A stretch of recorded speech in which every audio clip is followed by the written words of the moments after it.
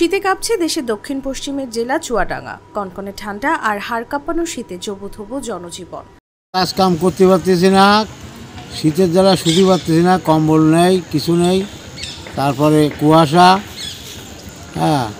খেয়ে মরলাম, কি করব, নিরুপায়। শুক্রবার ভোর 6টায় 10 ডিগ্রি এবং সকাল 9টায় চুয়াডাঙ্গায় 9.8 ডিগ্রি সেলসিয়াস তাপমাত্রা রেকর্ড হয়। এ সময় বাতাসের আর্দ্রতা ছিল 88%। চুয়াডাঙ্গায় এত শীত ভাই, হাত মাত মনে হচ্ছে পকেট মধ্যে ঢুকে রাখি ভাই। এত শীত হলেই ভাই এই চুয়াডাঙ্গায় আমরা প্রতি বছরই এত শীত পালন করি, কিন্তু এই বছর মনে হচ্ছে হেভি শীত। সহ্য হচ্ছে না বাপ, ঠান্ডার জ্বালায় দেখেন কিভাবে দাঁড়িয়ে রয়েছি, কোনো জায়গায় বেরোতে পারছি না। একটু কাজকর্ম করে যে খাবো দাবো এ কোনো কর্ম কাজ নেই, শীতের জ্বালায় এদের পুজো হয়ে বসে রয়েছে এখানে। জেলায় সকাল থেকে বইছে মৃদু শৈত্যপ্রবাহ। দিন দিন তাপমাত্রা আরও কমবে বলে জানিয়েছে প্রথম শ্রেণীর আবহাওয়া অফিস চুয়াডাঙ্গার সিনিয়র পর্যবেক্ষক রাকিবুল হাসান। এবছর কুয়াশার ঘনত্ব এবং স্থায়িত্ব বেশি হওয়ায় কৃষকের নতুন ধানের বীজতলা নিয়ে শঙ্কা প্রকাশ করেছে জেলা কৃষি সম্প্রসারণ অধিদপ্তর।